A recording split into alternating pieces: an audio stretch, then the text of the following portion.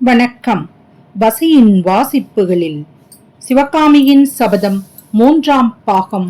பிச்சுவின் காதல். அத்தியாயம் 53. சந்தேகம். அமாவாசை அன்று இரவு சிவகாமி தன்னுடைய மாளிகையில் தன்னந்தனியாக உட்கார்ந்திருந்தாள். அவளுக்கு துணையாக இருந்த தோழி நோய்வாய்ப்பட்டிருந்த தன்னுடைய அன்னையை பார்த்துவிட்டு வரவேண்டும் என்று சொல்லிக் கொண்டிருந்தமையால் அதை வியாஜமாக கொண்டு அன்றிரவு அவளை வீட்டுக்கு அனுப்பிவிட்டாள். இப்போது நந்தா விளக்கு ஒன்றே சிவகாமிக்கு துணையாக எரிந்து கொண்டிருந்தது. அவளுடைய உள்ளமோ பல்வேறு சிந்தனைகளில் ஆழ்ந்திருந்தது.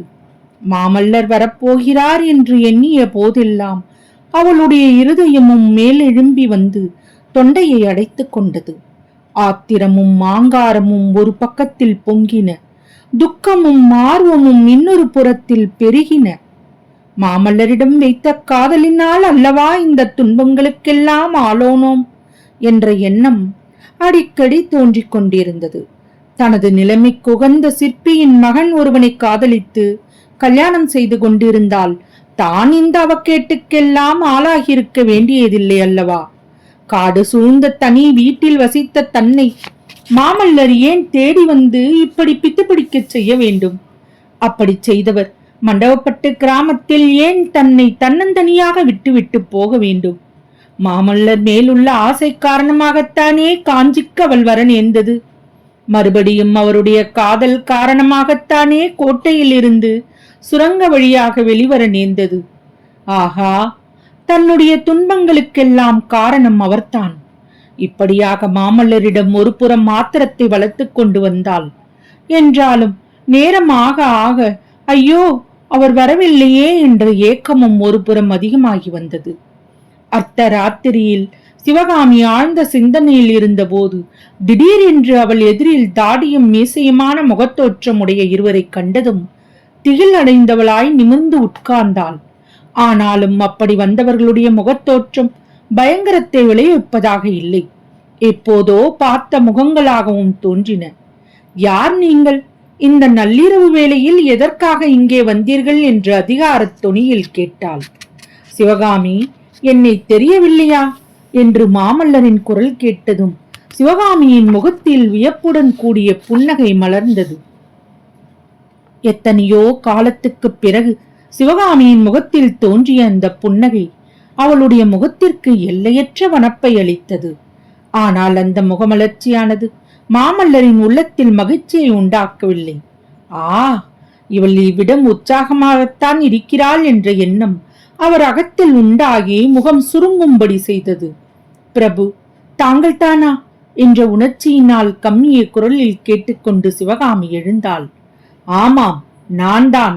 வாதாபி சக்கரவர்த்தியின் மாளிகையில் வைபோகமாக வாழும்போது பழைய மனிதர்களை பற்றி எப்படி ஞாபகம் இருக்கும் என்று மாமல்லர் கடுமையான குரலில் கூறினார். அந்த கொடிய மொழிகளை கேட்ட சிவகாமி திக்பிரமை அடைந்தவள் போல மாமல்லரை பார்த்து பார்த்தபடி நின்றாள். இவர் உண்மையில் மாமல்லர் தானா அல்லது வேஷதாரியா என்று அவளுக்கு ஐயம் தோன்றிவிட்டது. இப்படி ஒருவரை வெறித்து பார்த்து கொண்டு சும்மா நம்ம நின்றதை கவனித்த தளபதி பரஞ்சோதி அந்த சந்தர்ப்பத்தில் தாம் அங்கிருப்பது அனுசிதம் என்பதை உணர்ந்தார். உடனே மாமல்லரின் காதரியில் வந்து, பிரபு, காலதாமதம் செய்யக்கூடாது, அதிக நேரம் நமக்கில்லை என்று சொல்லிவிட்டு அப்பால் முன்கட்டுக்கு சென்றார். பரஞ்சோதி மறைந்த பிறகு மாமல்லர், ஓஹோ, இன்னும் ஞாபகம் வரவில்லை போலிருக்கிறது. போனால் போகட்டும். உன் தந்தை அயனாரையாவது ஞாபகம் இருக்கிறதா சிவகாமி? ஆடல் பாடல் வினோதங்களில் அவரையும் மறந்து விட்டாயா என்றார்.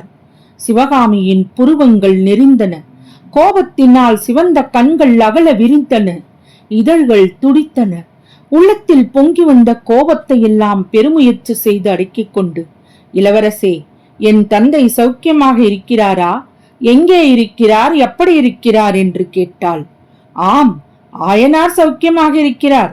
கால்களில் ஒன்று முறிந்து ஏக புதல்வியை இழந்தவர் எவ்வளவு சௌக்கியமாக இருக்கலாமோ அவ்வளவு சௌக்கியமாக இருக்கிறார். சிவகாமி எங்கே? என் அருமை மகள் எங்கே என்று வந்தவர் போனவரையெல்லாம் கேட்டுக்கொண்டிருக்கிறார். சிவகாமி, புறப்படு, போகலாம். சிவகாமியின் கண்களில் நீர் ததும்பியது. ஆயினும் அவள் மாமல்லருடன் புறப்படுவதற்கு எத்தனம் செய்வதாக காணவில்லை. சிவகாமி, ஏன் இப்படி நிற்கிறாய்? உன் தந்தையை உயிரோடு காண விரும்பினால் உடனே புறப்படு என்றார் மாமல்லர். இன்னமும் சிவகாமி அசையாமல் சும்மா நின்றாள். இது என்ன சிவகாமி, காஞ்சிக்கு வர உனக்கு இஷ்டம் இல்லையா? ஆகா, அப்போதே சந்தேகித்தேன், அது உண்மையாயிற்று என்று மறுபடியும் மாமல்லர் குத்தலாகச் சொன்னார். சிவகாமியின் மௌனம் அப்போது கலைந்தது. பிரபு, என்ன சந்தேகித்தீர்கள் என்று கேட்டாள். அதை பற்றி இப்போது என்ன, பிறகு சொல்கிறேன்.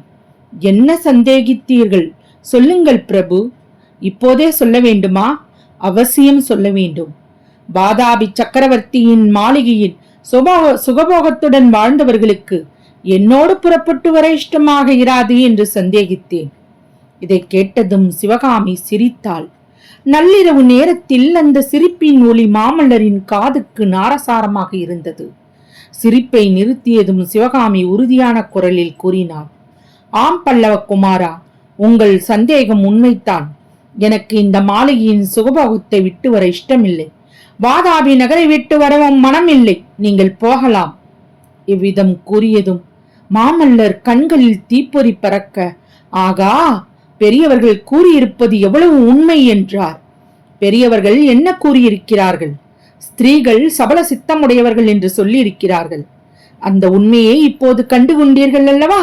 போய் வாருங்கள் பிரபு. ஆகா, உன்னை தேடி 100 காத தூரம் வந்தேனே, என்னை போன்ற புத்திசாலி யார் என்று தமக்குத்தாமே சொல்லிக் கொண்டார் மாமல்லர். பிறகு, சிவகாமி, நீ எனக்காக வரவேண்டாம். உன் தந்தைக்காக கிளம்பி வா. உன் தோழி கமலிக்காக புறப்பட்டு வா.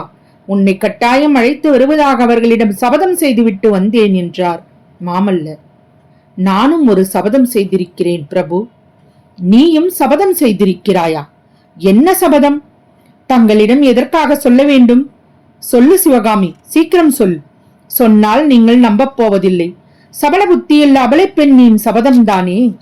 பாதகமில்லை, சொல், நேரமாகிறது. இந்த வாதாபி நகரம் தீப்பற்றி எரிந்து இந்த நகரின் வீடுகள் எல்லாம் சாம்பலாவதையும், வீதிகளில் எல்லாம் இரத்த வெள்ளம் ஓடுவதையும், நாச்சந்திகள் பிணக்காடாய் கிடப்பதையும் கண்ணாலே பார்த்த பிறகுதான் இந்நகரை விட்டு கிளம்புவேன் என்று சபதம் செய்திருக்கிறேன்.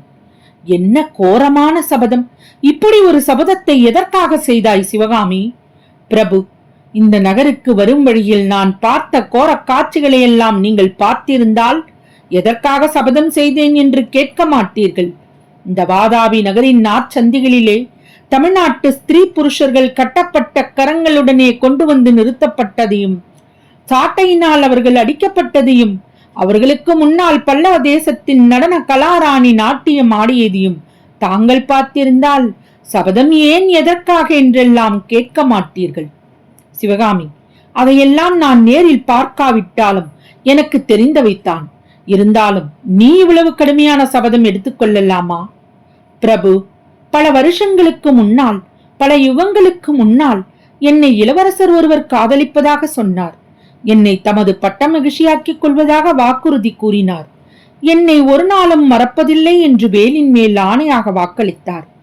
தாமரை குளக்கரையில் பூரண சந்திரனின் நிலவில் இந்த ஜென்மத்திலும் எந்த ஜென்மத்திலும் நீயே என் வாழ்க்கை துணைவி என்று சத்தியம் செய்தார். அவர் சுத்த வீரர் என்றும் சொன்ன சொல் தவறாதவர் என்றும் நம்பி இருந்தேன். அந்த நம்பிக்கை காரணமாகவே அத்தகைய சபதம் செய்தேன் என்று சிவகாமி கம்பீரமான குரலில் கூறி மாமல்லரை ஏறிட்டு பார்த்தாள். அந்த பார்வை கூறிய வேலை போல் மாமல்லருடைய நெஞ்சிலே பாய்ந்து அவரை நிலைகுலையச் செய்தது. தொடரும். பசியின் வாசிப்புகளை சப்ஸ்கிரைப் பண்ணுங்க, லைக் பண்ணுங்க, ஷேர் பண்ணுங்க, கமெண்ட்ல பதிவு பண்ணுங்க. நன்றி.